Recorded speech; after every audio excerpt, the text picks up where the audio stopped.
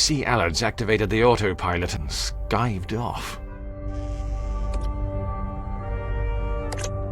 I'm sorry, I don't believe we've met. I'm Frank, but please, call me Captain English. Welcome. Captain English. How may I be of assistance? So, how's everything going? Are we on track to be finished by tea? ETA to waypoint, Tango Echo Alpha, calculating. Cannot define. Please refer to string length idiom for more details. So, how long have you been an autopilot? Calculating. Error. You do not have permission to access this data. I don't suppose there's a Mr. Autopilot, perchance? Compiler error. Incompatible types. Access denied. I think I'll log off. It is now safe to be removed.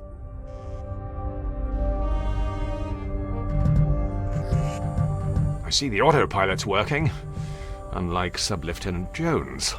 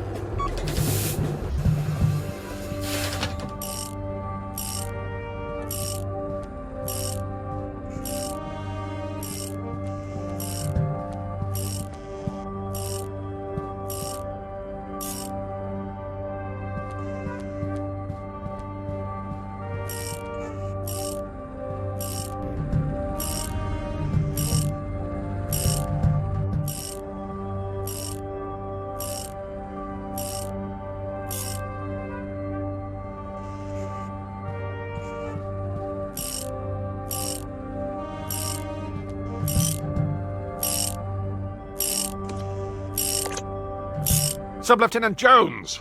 Aye, boyo? What is it you're tinkering with there, Jones? That isn't our reconnaissance rover you're disassembling, is it? Well, but, funny story. While you were downstairs attending to that very complicated, laborious task, flicking that switch on and off, I've been running a variety of pre-mission calibration tests on the Beagle 2-2. I presume that's why the floor's covered with bits of toy Hot Wheels track.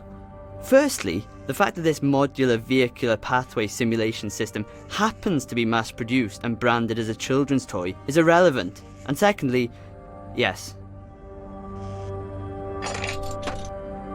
That's all well and good, Sub-Lieutenant Jones. However, if I recall correctly, we were specifically advised that the Beagle 2-2 tended to function significantly better when its complicated array of electronics and mechanical components were positioned inside its aluminium housing.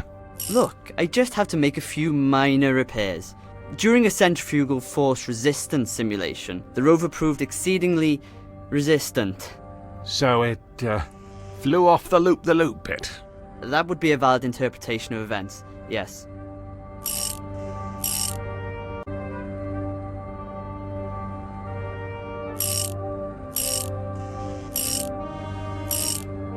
That's all well and good, Sub-Lieutenant Jones. However, if I recall correctly, we were specifically advised that the Beagle 2-2 tended to function significantly better when its complicated array of electronics and mechanical components were positioned inside its aluminium housing. Look, I just have to make a few minor repairs. During a centrifugal force resistance simulation, the rover proved exceedingly resistant. So it flew off the loop bit. That would be a valid interpretation of events, yes. Sounds like I'm going to be required to go on some kind of scavenger hunt. What do you need? To get the rover going again? For the time being, that's all I feel I'm obligated to offer, yes. I think the rigorous nature of the, test may have burned out the main motor. I see. So, I'll have to find something to create some sort of electromagnet that'll revolve when a current is passed through it. I'll have to fashion a pulley system of sorts to drive power to the wheels. Something with a taut elastic band should do the trick, like an alluring undergarment. If I was to remove the elastic... Alternatively, but you could just always grab me a spare. We've got a cupboard full of them. Who's driving the boat? Nobody. We're tied. I turned the autopilot on. She was only installed a week ago and already her standards are slipping. I don't suppose you noticed anything out of the ordinary earlier when I was performing that emergency systems reset procedure. Specifically immediately once the power came back on. No. Why, should I have? Well, I don't know. Probably not. Forget I mentioned it. Be sure to put your toys away when you're done.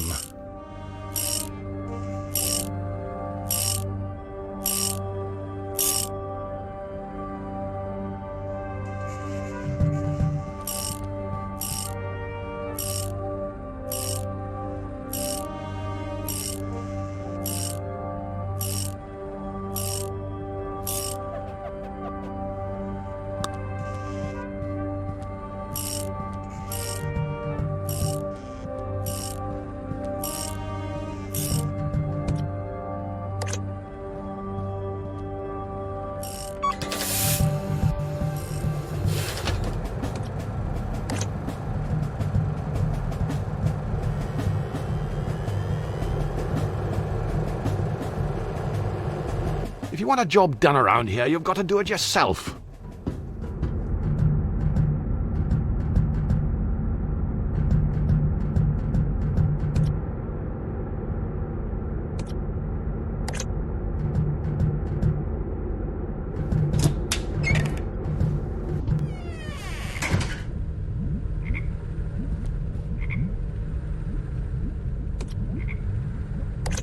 It's part of the laboratory equipment the biologist we were supposed to have on board brought.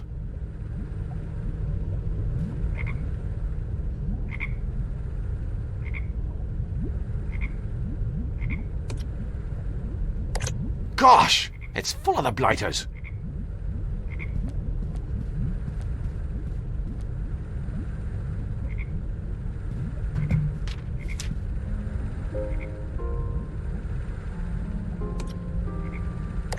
How very retro.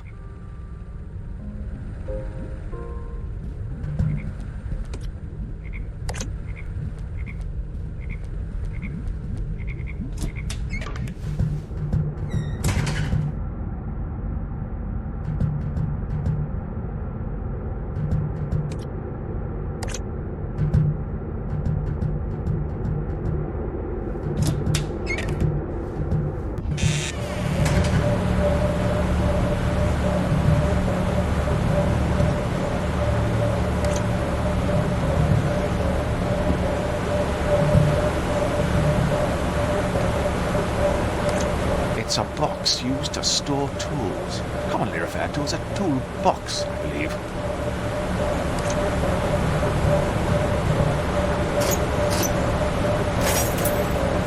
It's a precision-engineered German motorized screwdriver.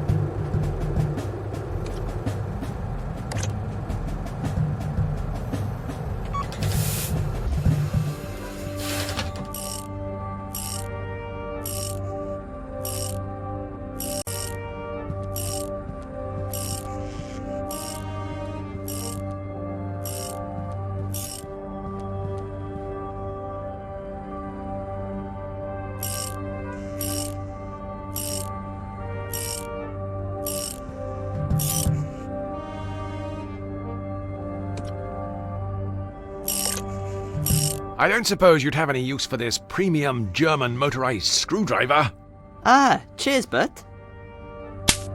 Sub-Lieutenant Jones, what are you doing? Relax, Bert. Relax. Do you have any idea how expensive parts and servicing are for that thing? Look, I have an idea. I'm sorry, I presumed that was the motor I could smell burning. Look, we can replace the motor in the Beagle with the motor in this screwdriver. It's probably more reliable than our own spares anyway. Great thinking, Sub-Lieutenant Jones. Why? It's intuitive thinking like that won us the war. Of independence? No, the other ones.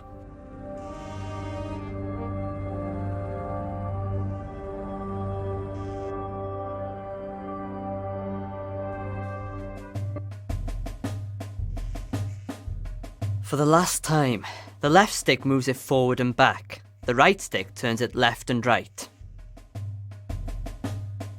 By Jove, it works! In 600,000 yards, your destination will be on the right. You've reached your destination. Sub-Lieutenant Jones, we've arrived! The new world! Quickly, break open a container of property of ER2 flags and prepare a landing party! As much as I'd love to jump onto the surface and soak up the radioactive atmosphere of this uncharted, most likely fatally hazardous planet, I think it may be an idea to send the Beagle 2-2 down first, just to get a feel for the place. I've considered your suggestion, Sub-Lieutenant Jones, and have made the executive decision to send the Beagle 2-2 down for a quick recce, prior to making our own triumphant descent. The extra time will allow us to properly consider which 19th century member of the aristocracy to name this place after. Launching probe.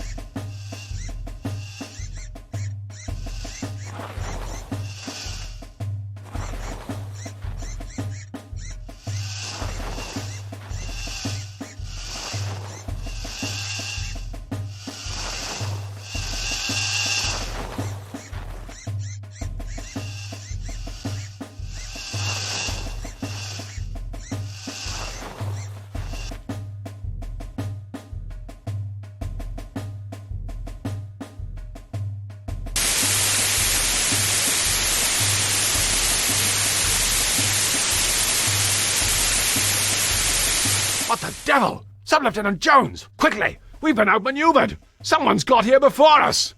We need to find out who that jolly well is and eject them from Her Majesty's new world post-haste. Set us down!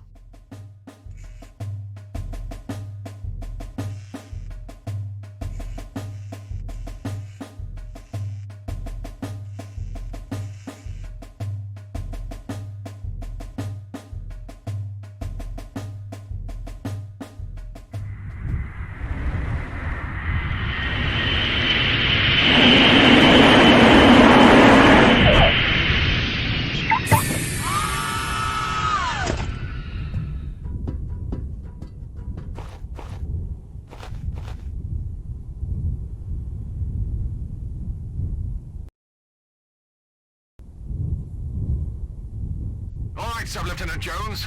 Where have we landed? We've landed on an uncharted rock structure, somewhere outside the range of what was previously understood to be the limit of human interstellar travel.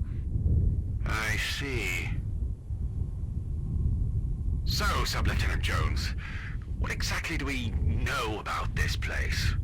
Well, it's an uncharted rock structure, somewhere outside the range of what was previously understood to be the limit of human interstellar travel. I see. I don't suppose you could enlighten the audience with anything a little more specific. Look, I'm called Aled Jones, probably the most generic, stereotypical Welsh name in existence. It's clear that whoever's writing this hasn't bothered doing a terrible amount of research. I wouldn't count on anything specific. How will we go about finding the location of the Beagle 22? Presumably we have some kind of app for that. I'm afraid not. We could download one. Only costs 69p. 69 pence? Not bad when it's free. Right, the plan is we head out, walk around aimlessly, look at a load of stuff eliciting a series of wry remarks, then start clicking everywhere until something happens. I linger in the background and provide a series of hints if you feel things are a little too vexing. Why break tradition, eh, Sub-Lieutenant Jones? Let's go!